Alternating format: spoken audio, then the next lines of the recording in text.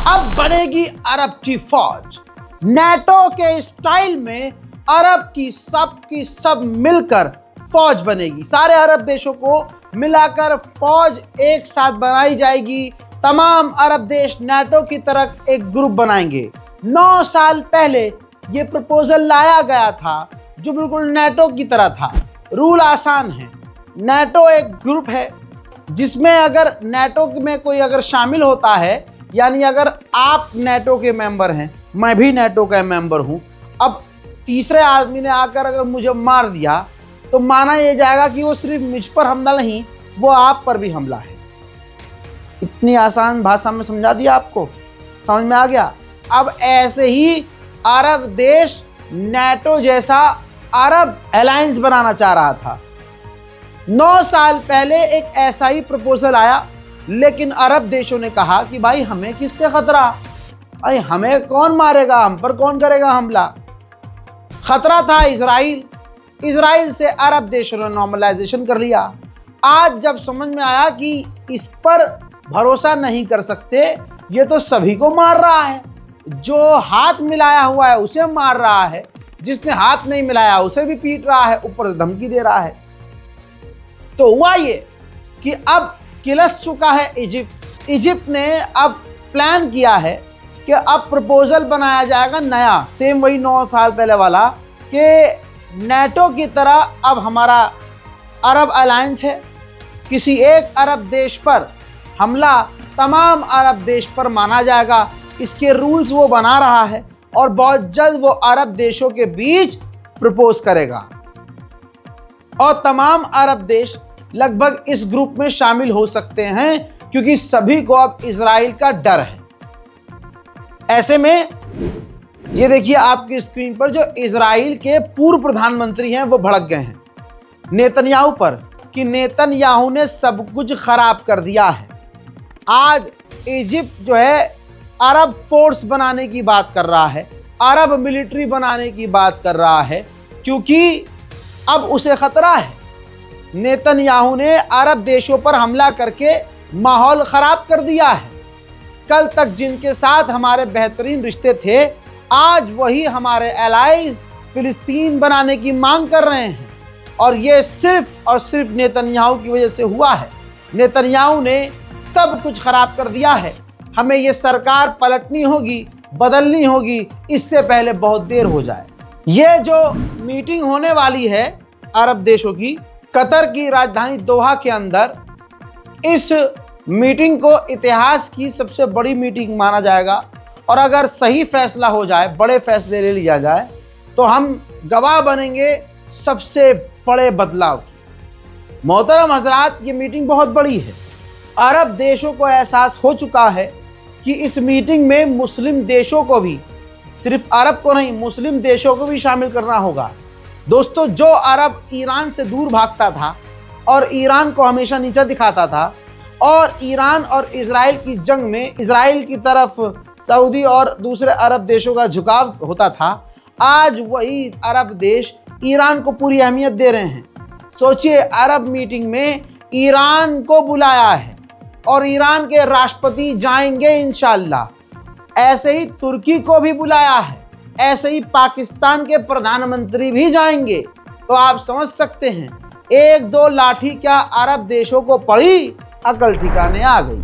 आज जो दोहा में मीटिंग होने वाली है, उसके लिए ईरान के सिक्योरिटी चीफ ने कह दिया है कि वार्निंग दी है तमाम देशों को कि मैं वार्न करता हूं कि कल की मीटिंग में, यानी आज की जो मीटिंग हो रही है, कल उन्होंने धमकी दे दी कि मैं वार्न करता हूं कि अब डायलॉग बाजी बंद कर दीजिए।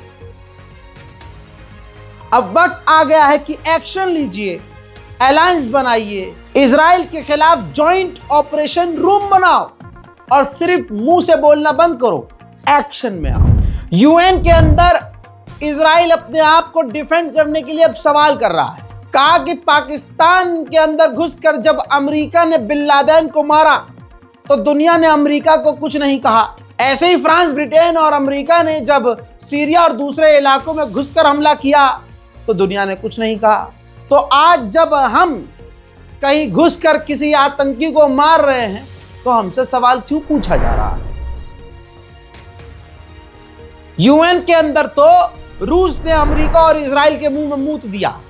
रूस के एम्बेसडर ने कहा कि पूरी दुनिया में अरब के कतर के अंदर अमेरिका का दुनिया का सबसे बड़ा दूसरा मिलिट्री बेस है। इसके बावजूद इजराइल ने उसी कतर पर हमला कर दिया। तो ऐसी जगह जहां अमेरिका का सबसे बड़ा बेस है दुनिया का, दूसरे नंबर का, इजराइल अगर वहां हमला कर देता है तो इजराइल को कौन रोकेगा और क्या ही रोकेगा कहीं और हमला करने से। यानी इजराइल तो फिर कहीं भी हमला कर सकता है, अमेरिका चुप रहेगा और इजराइल हमला करेगा। हजरात, इजराइल के खिलाफ कतर में जबरदस्त प्रदर्शन शुरू हो चुका है। दिक्कत यही है कि जब खुद के पिछवाड़े में मिसाइल आती है तब खड़े होते हैं। ईरान यही तो कह रहा है कि सबको एक साथ खड़े होकर इजराइल का विरोध करना चाहिए। बहरहाल कतर में इजराइल के खिलाफ प्रदर्शन आम जनता के द्वारा।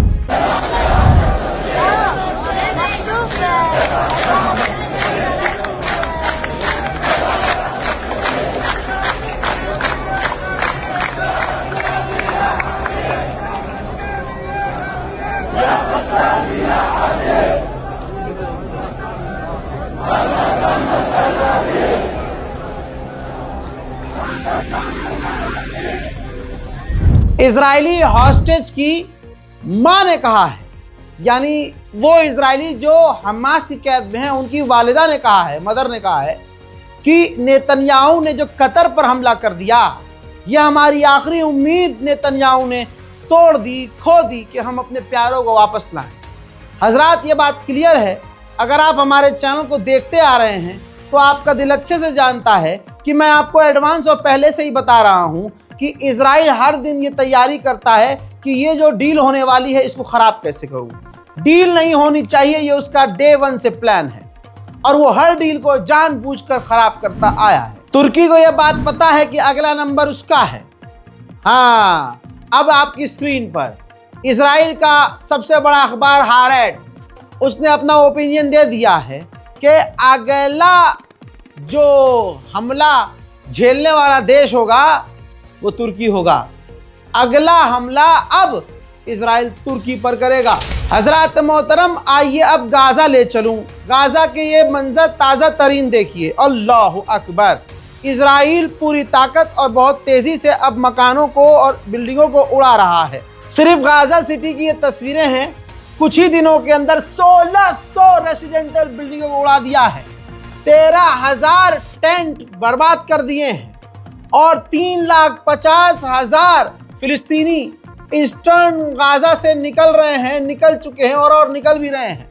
पूरी तरह से भगदड़ का माहौल है, लाशें गिर रही हैं, लोग मर रहे हैं, चला जा नहीं रहा है क्योंकि पेट में खाना नहीं है, भूख है, प्यास है, सर पर धूप है, गम है दिल में अपनों को खोने का और सेंट्रल गाजा से अब अपने मलबे में दबे लोगों को और अपने टूट चुके इमारतों को भी छोड़कर जा रहे हैं गाजा के लोग।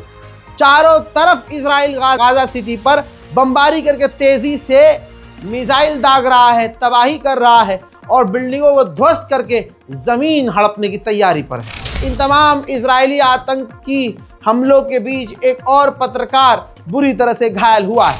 एक ही दिन में इजराइल ने 3 स्कूलों पर बमबारी की है, यानी स्कूल हो, हॉस्पिटल हो, यहाँ तक कि टेंट हो, मतलब इजराइल कहीं भी जहां मन कर रहा है वहां हमला कर रहा है। इसी के साथ वही तस्वीर ये देखिए, जो गाजा में अमेरिकी एजेंसी मदद बांट रही है, वही एजेंसी और वही इजरायली सेना मदद लेने जो जा रहे हैं उनके ऊपर ओपन फायर कर रही है। भूख से अब तक 420 लोग गाजा में मारे गए हैं।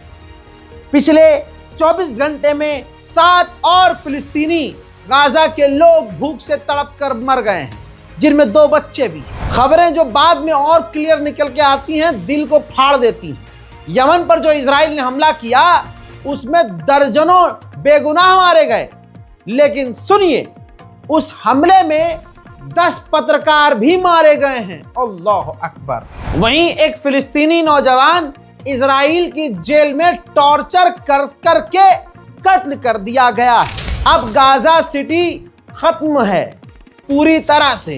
अरब देश आज क्या करेंगे मीटिंग में नहीं पता, लेकिन आपको मैं वो मंजर दिखाता हूं कि अब जो कुछ भी गाजा सिटी में रहने वालों के पास है सबको लाद कर बांध लिया गया है और गाजा सिटी को छोड़ा जा रहा है।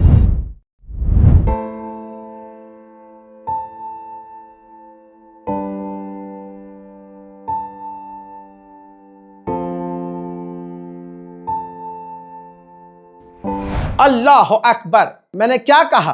दुनिया की सबसे बड़ी मुसीबत गाजा पर पड़ रही है। हजरात, फिर से आपके सामने ये बारकोड, इसका इस्तेमाल कीजिए। बारकोड अगर काम नहीं करता तो बारकोड के नीचे अकाउंट डिटेल है भाई, नाम Ali Raza, account number, IFSC code number. अपने पेटीएम या फिर गूगल पे या फोन पे इस्तेमाल करते हैं तो वहां ऑप्शन आएगा बैंक ट्रांसफर, उस पर क्लिक कीजिए। ये डिटेल, आईएफएससी कोड, नाम, अकाउंट नंबर, अकाउंट टाइप ये डालिए आप। आईएफएससी कोड लगा हुआ है, अकाउंट नंबर दिया हुआ है, नाम अली रजा बता रहा हूं, इसके साथ ही अकाउंट टाइप सेविंग है, डालिए। बार बार लोग मेल कर रहे थे भाई स्कैनर काम नहीं कर रहा है। बार बार मैं वीडियो में बता रहा हूं कि स्कैनर की एक लिमिट होती है कि आप 2000 से ऊपर ट्रांसफर नहीं कर सकते। ये कोटक महिंद्रा का अपना मसला है, अब क्या करें। तो इस वीडियो को शेयर कीजिए, दुआओं में याद रखिए। और मैं आप लोगों से ये नहीं कहूंगा कि नहीं मदद करनी, पैसों से ही मदद करो, ये गलतफहमी दूर कर देना। जिसकी दिल की तसल्ली हो कि हाँ रज़ाक़राफ़ी और भरोसा है, हाँ हमें वहाँ मदद देनी ही देनी है भाई। हम आसपास में जो मदद देते हैं दे चुके हैं, हमारा मन अब बस ये है कि हमें मदद पहुँचानी है। तो भाई वही लोग मदद के लिए आगे आए। आप लोगों से मैंने तो पंजाब के लिए कुछ रेज नहीं किया फंड, क्योंकि मुझे पता था कि भारत के मुसलमान इतने कैपेबल हैं कि अगर फिलिस्तीन के लिए आज फ्लाइट्स खुली होती, रास्ता आसान होता, तो भारत का मुसलमान वहां जाकर मदद करता। तो पंजाब में, अपने ही मुल्क में अगर ऐसा कुछ हो रहा है तो माशाअल्लाह बहुत तंजीमें वहां जा रही हैं। मेरे खुद की बहुत सारी जुड़ी, मुझसे जुड़ी, जिनसे मैं जुड़ा हुआ हूं, ऐसी तंजीमें हैं जो वहां गई हैं। ऐसे बहुत लोग हैं, पर्सनली भी गए हैं पंजाब। तो दोस्तों मुझे पता है जहां तक आप जा सकते हैं वहां मदद पहुंचाएंगे। मैंने तो मुश्किल काम का बेड़ा उठाया हुआ है कि भाई थोड़ी थोड़ी ही करके अगर गाजा में जैसे तैसे मदद हम भेज सकते हैं तो भेजें, वो हम कर रहे हैं। ढोल पीट कर, ताशा बजाकर नहीं कर रहा हूं, लेकिन कर रहा हूं। दुआ कीजिए, रिपोर्ट को शेयर कीजिए, अपनी राय कमेंट में जरूर लिखिए। जय हिंद।